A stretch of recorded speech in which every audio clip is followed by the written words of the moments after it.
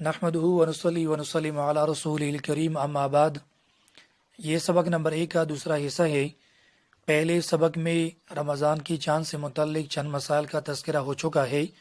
یہاں سے کچھ مزید مسائل بیان کرتے ہیں۔ پہلا مسئلہ یہ ہے کہ اگر کسی نے اکیلے رمضان کا چاند دیکھا لیکن کسی مصلحت اور عذر کی وجہ سے اس کی خبر کا اعتبار نہ کیا گیا تو اس شخص کے لیے حکم یہ ہے کہ وہ اگلے دن اکیلا رمضان کا روزہ رکھے گا، اور اس کے لیے روزہ رکھنا ضروری ہے۔ اگر اس نے نہیں رکھا تو پھر قضا رکھے گا، اور اگر رکھنے کے بعد اس نے توڑ دیا تو اس صورت میں اس کے اوپر کفارہ نہیں ہوگا، البتہ ایک دن روزہ رکھنا اس کے لیے ضروری ہوگا، یعنی اس کے اوپر قضا ہے، کفارہ نہیں ہے، کیونکہ یہاں پر کچھ نہ کچھ شبہ موجود ہیں، اس لیے اس شبہ کی وجہ سے کفارے کا حکم نہیں ہوگا۔ اور جب اس شخص نے لوگوں سے پہلے ایک دن پہلے روزہ رکھا تو اب 29 رمضان کو یہ دیکھا جائے کہ اگر 29 رمضان کو عید کا اعلان ہوا تو پھر تو اس شخص کی 30 روزے مکمل ہوں گے، اور جو دیگر عوام لوگ ہیں ان کی 29 روزے مکمل ہوں گے۔ لیکن اگر 29 رمضان کو عید کا اعلان نہ ہوا تو اب اس شخص کی چونکہ 30 روزے مکمل ہے اور اگلا دن اس کے لیے 31واں ہے، تو اس کے لیے حکم یہ ہے کہ یہ 31واں روزہ بھی رکھے گا مسلمانوں کی موافقت کی وجہ سے۔ یہ مسئلہ احسن الفتاوی جلد نمبر 4 صفحہ 428 پر مذکور ہے، اسی طرح دیگر کتابوں میں بھی یہ مسئلہ مذکور ہے۔ دوسری صورت اس کی برعکس ہے، اگر کسی نے اکیلے عید کا چاند دیکھا لیکن اس کی گواہی قبول نہ کی گئی تو اب اس کے لیے حکم یہ ہے کہ وہ عید نہیں منا سکتا اور اگلے دن مسلمانوں کی موافقت کی وجہ سے وہ روزہ رکھے گا۔ ایک اور مسئلہ جو یہاں پر عام طور پر پیش آتا ہے، چونکہ سعودی عرب، دبئی، قطر، بحرین وغیرہ میں مسلمان ایک دن پہلے روزہ رکھتے ہیں، اور یہاں پاکستان، بنگلہ دیش، ہندوستان وغیرہ میں مسلمان ایک دن بعد روزہ رکھتے ہیں، عمومی طور پر ایسا ہوتا ہے۔ تو یہاں پر مسئلہ یہ ہے کہ اگر کسی شخص نے 29 شعبان کو پاکستان میں تھا اور پاکستان میں رمضان کا اعلان نہ ہوا، اور پھر وہ رات کے وقت سفر کے لیے روانہ ہوا، جب صبح وہاں پہنچا سعودی عرب میں یا دبئی، قطر میں، تو وہاں رمضان کا اعلان ہو چکا تھا، تو ایسی صورت میں اب دو صورتیں ممکن ہیں۔ پہلی صورت تو یہ ہے کہ اگر یہ شخص نصف النہار شرعی سے پہلے سعودی عرب پہنچ گیا ہے اور اس نے روزے کی منافی کوئی عمل بھی نہیں کیا، مثلا اس نے صبح صادق سے نہ کچھ کھایا ہے، نہ پیا ہے، نہ ہم بستر ہوا ہے، تو ایسی صورت میں نصف النہار شرعی سے پہلے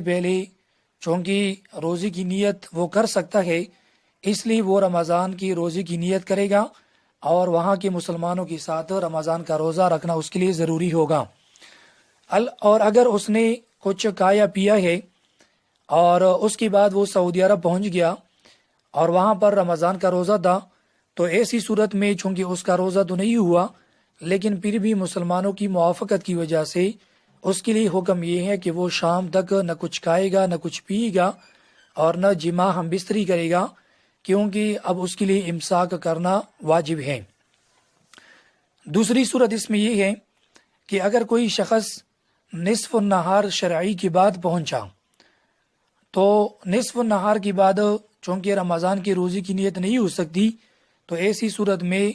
وہ اس کا روزہ نہیں ہوگا اور بعد میں اس روزے کی وہ قضا کرے گا۔ البتہ اگر اس شخص نے اسی صورت میں نفلی روزہ رکھا تھا پہلے سے، یا قضا روزہ رکھا تھا، یا کفارے کا کوئی روزہ رکھا تھا، اور نصف نہار شرعی کی بعد پہنچا،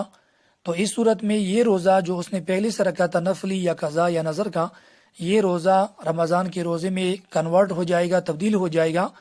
اور یہ روزہ رمضان کا روزہ ہوگا، اور قضا اور کفارے اور نظر وغیرہ کا روزہ وہ بعد میں رکھے گا۔ اس کے برعکس ایک مسئلہ فقہاء کرام رحمہ اللہ نے یہ بھی لکھا ہے کہ اگر کوئی شخص 29 رمضان کو، پہلا جو مسئلہ تھا وہ شعبان کے حوالے سے تھا، یہ جو مسئلہ ہے یہ رمضان کے حوالے سے ہے، کہ اگر کوئی شخص 29 رمضان کو پاکستان سے روانہ ہو جائے اور 29 رمضان کو وہ پاکستان میں تھا اور یہاں پر عید کا اعلان نہ ہوا، عید کی اعلان نہ ہونے کے باعث یہ یہاں سے سفر کے لیے مثلا روانہ ہوا، سعودی عرب میں کوئی کام تھا، جب وہاں پہنچا تو وہاں پر عید کا اعلان ہو چکا تھا، تو اب اس کے لیے حکم یہ ہے کہ وہ وہاں کے مسلمانوں کے ساتھ عید منائے گا اور اس کے لیے روزہ رکھنا جائز نہیں ہے۔ پھر دیکھا جائے گا کہ اگر اس کے روزے 28 ہو گئے ہیں، ٹوٹل روزے 28 ہو گئے ہیں، تو پھر ایک دن اس کے لیے قضا رکھنا ضروری ہے، کیونکہ اسلامی مہینوں میں 28 دن کسی مہینے کی نہیں ہو سکتی، اسی طرح 31 دن بھی نہیں ہو سکتی۔ تو جب اس کے روزے 28 ہو گئے ہیں یہاں پاکستان میں، تو ایک روزہ گویا کہ اس کے ذمہ باقی ہے، اس لیے وہ ایک روزے کی قضا کرے گا۔ ایک مسئلہ یہ بھی پیش آتا ہے کہ کسی شخص نے مثلا سعودی عرب میں یا دبئی قطر میں روزہ رکھا، اور روزہ رکھنے کے بعد اس نے پاکستان کی طرف سفر کیا اور یہاں روزہ نہیں تھا، تو ایسی صورت میں وہ روزہ نہیں توڑ سکتا بلکہ وہ روزہ مکمل کرے گا۔ یہ ایسا ہے جیسا کہ کوئی شخص اکیلا چاند دیکھے اور اس کی گواہی قبول نہ کی جائے، جیسا کہ میں نے بیان کیا، تو اس کے لیے اکیلا روزہ رکھنے کا حکم ہے، تو یہی صورت یہاں پر بھی ہے۔ اب چند ایسے امور جو ہمارے عوام میں مشہور ہیں یا عوام اس میں غلطیاں کر جاتی ہیں، ان امور کا تذکرہ کر لیتا ہوں۔ یہاں پر پہلا مسئلہ یہ ہے کہ عوام میں یہ بات مشہور ہے کہ رجب کی 4 تاریخ کو جو دن ہوتا ہے اسی دن رمضان کا پہلا دن ہوتا ہے۔ تو یہ جو بات ہے یہ عوامی ویسی مشہور ہے، ایسا ہونا ضروری نہیں ہے۔ اگر رمضان کا چاند دکھائی دے اسی دن تو رمضان کا روزہ رکھا جائے گا، اور اگر چاند دکھائی نہ دے تو پھر روزہ نہیں رکھا جائے گا، لہٰذا اس بات کا کوئی اعتبار نہیں ہے، یہ عوامی ویسی مشہور ہے۔ دوسرا مسئلہ یہ ہے کہ ہمارے عوام ساتھی جب چاند دیکھتے ہیں تو وہ یہ کہتی ہے کہ یہ تو بہت بڑا ہے اور یہ تو کل کا معلوم ہوتا ہے۔ ایسا کہنا شریعت میں ممنوع ہے، کیونکہ المعجم الاوسط لطبرانی میں ایک روایت ہے حضرت ابو ہریرہ رضی اللہ عنہ سے۔ ابو ہریرہ رضی اللہ عنہ فرماتی ہے کہ نبی پاک صلی اللہ علیہ وسلم نے فرمایا تھا کہ قیامت کی علامات میں سے یہ بات بھی ہے کہ آخری دور میں، یعنی قیامت کی علامات میں سے یہ ہے کہ آخری وقت میں چاند جو ہے وہ بڑا دکھائی دے گا، اور لوگ یہ کہیں گے کہ یہ تو دوسرے دن کا چاند ہے، حالانکہ وہ پہلے دن کا چاند ہوگا۔ اس لیے علماء نے یہ لکھا ہے کہ چاند دیکھنے کے بعد یہ کہنا ممنوع ہے کہ یہ تو بڑا ہے اور یہ تو کل کا معلوم ہوتا ہے، اسی طرح تبصرے کرنا یہ شریعت میں ممنوع ہے۔ تیسرا مسئلہ یہ ہے کہ اگر کسی علاقے میں یہ خبر مشہور ہو گئی کہ چاند دیکھا گیا ہے لیکن دیکھنے والا کوئی نہ ملا تلاش کرنے کے بعد بھی، تو ایسی صورت میں اس خبر کا اعتبار نہیں ہوگا، جب تک کوئی نہ ملے تب تک اس خبر کا اعتبار نہیں کیا جائے گا۔ چوتھا مسئلہ یہ ہے کہ چاند دیکھنے کے لیے ریاضی کی جو حسابات ہے اور اسی طرح آلات رصدیہ ہے اس کا استعمال کے بارے میں تفصیل یہ ہے کہ یہ جو فلکیاتی انسٹرومنٹ ہے، آلات ہے، چاند دیکھنے کے لیے اس کو استعمال میں لانا شرعاً جائز ہے۔ البتہ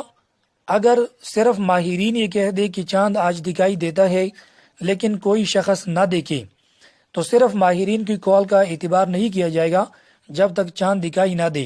کیونکہ حدیث پاک میں آتا ہے صوموا لرؤیتہ وافطروا لرؤیتہ، کہ جب چاند دیکھو تو روزہ رکھو اور جب چاند دیکھو تو عید کرو، یعنی روزہ افطار کرو۔ تو اسی لیے اگر صرف ماہرین کہہ دے کہ آج چاند دیکھنے کا امکان ہے لیکن کوئی دیکھنے والا نہ ملے اور کسی کو دکھائی نہ دے، تو ایسی صورت میں روزے اور عید کا حکم نہیں لگایا جائے گا۔ البتہ ان آلات کو استعمال میں لانا شرعاً بالکل جائز ہے اور اس میں شرعاً کوئی قباحت نہیں ہے۔ یہاں ایک مسئلہ فقہاء کرام رحمہ اللہ نے یہ بھی ذکر کیا ہے کہ چاند دیکھنے کے لیے ہیلی کاپٹر یا ہوائی جہاز کو استعمال میں لانا کیسا ہے۔ تو اس کے بارے میں تفصیل یہ ہے کہ اگر ہیلی کاپٹر یا ہوائی جہاز کو کچھ بلندی تک لے جائے اور وہاں سے چاند دکھائی دے دے اور نیچے زمین سے چاند دکھائی نہ دیتا ہو، تو ایسی صورت میں بھی یہ دیکھا جائے گا کہ اگر مطلع تبدیل نہ ہوا ہو تو پھر روزے اور چاند کا روزے اور عید کا حکم لگایا جائے گا، اور اگر مطلع تبدیل ہو جاتا ہے اس کی وجہ سے تو پھر روزے اور عید کا اعلان نہ کیا جائے گا، یعنی پھر اس کا حکم نہ ہوگا۔ اب مطلب تبدیل کرنے سے کیا مراد ہے؟ مطلب تبدیل ہونے سے مراد یہ ہے کہ اگر فضا میں چاند دیکھنے سے، یعنی ہیلی کاپٹر اور ہوائی جہاز کے ذریعے چاند دیکھنے سے روزے جو ہیں وہ 28 بنتے ہو، مہینہ 28 کا بنتا ہو، یا پھر مہینہ جو ہے وہ زیادہ بنتا ہو 31 کا،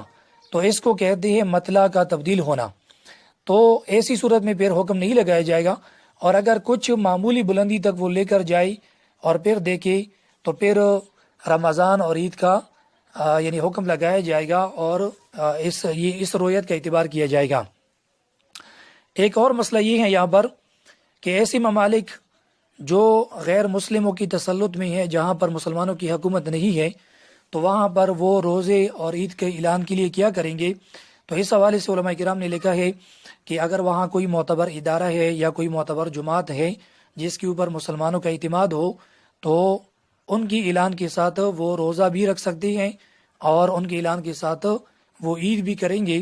ورنہ اگر اس طرح کوئی معتبر ادارہ یا کوئی معتبر جماعت نہ ہو تو پھر وہاں کے مسلمان اپنی جو قریبی ملک ہے مسلمانوں کا، اس کے ساتھ روزہ بھی رکھیں اور وہاں کے مسلمانوں کے ساتھ عید بھی منائیں۔ ایک اور ہماری عوامی خرابی یہ ہے کہ جب وہ چاند دیکھتے ہیں، خصوصاً عید کا چاند،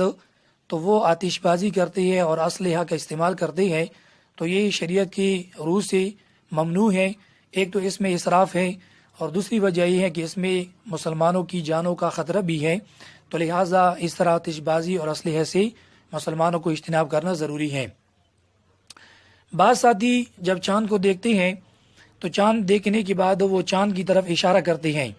یعنی وہ یہ کہتے ہیں کہ وہ دیکھو وہاں ہے چاند، وہاں ہے، تو اس طرح اشارہ کرنا بھی شریعت میں مکروہ ہے۔ اس کی وجہ یہ ہے کہ یہ نبی پاک صلی اللہ علیہ وسلم سے ایک روایت بھی ہے اس طرح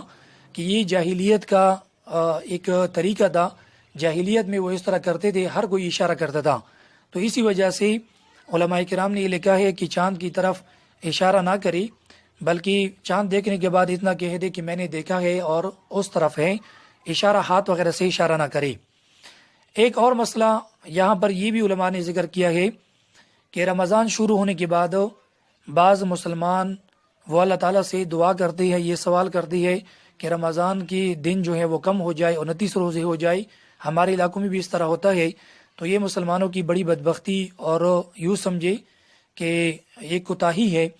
کہ مسلمانوں کے لیے تو ایسا ہونا چاہیے تھا کہ وہ یہ دعا کر لیتے کہ ہمیں اعمال کرنے کا زیادہ موقع ملے اور ہم ان بابرکت لمحات سے فائدہ اٹھائیں۔ اس کے برعکس اس طرح کرنا کہ اللہ تعالیٰ سے دعائیں کرنا، تو یہ ایک گویا کی بدبختی ہے اور قابل افسوس ایک عمل ہے، اس سے اجتناب کرنا ضروری ہے۔ ایک کوتاہی ہمارے عوام میں یہ بھی ہے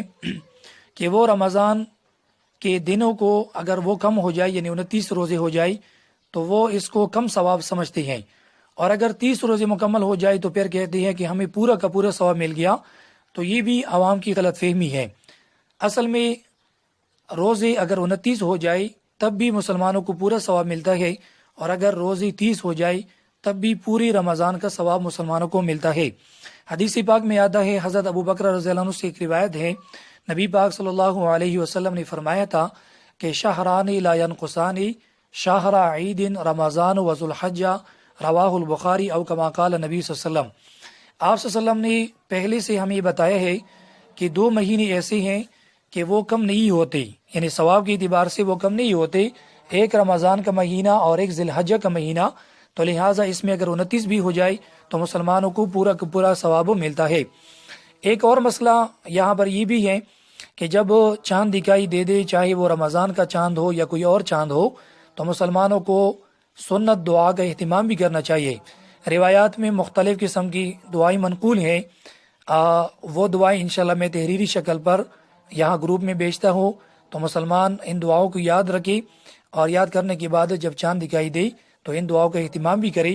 یہ چند مسائل تھے رمضان کی چاند کے حوالے سے۔ اللہ تبارک و تعالی ہمیں سیکھنے، سمجھنے اور ان پر عمل کرنے کی توفیق دے دے۔ وآخر دعوانا ان الحمد للہ رب العالمین۔ نحمدہ ونصلی ونسلم علی رسولہ الکریم، اما بعد۔ یہ سبق نمبر 1 کا دوسرا حصہ ہے۔ پہلے سبق میں رمضان کی چاند سے متعلق چند مسائل کا تذکرہ ہو چکا ہے، یہاں سے کچھ مزید مسائل بیان کرتے ہیں۔ پہلا مسئلہ یہ ہے کہ اگر کسی نے اکیلے رمضان کا چاند دیکھا لیکن کسی مصلحت اور عذر کی وجہ سے اس کی خبر کا اعتبار نہ کیا گیا تو اس شخص کے لیے حکم یہ ہے کہ وہ اگلے دن اکیلا رمضان کا روزہ رکھے گا، اور اس کے لیے روزہ رکھنا ضروری ہے۔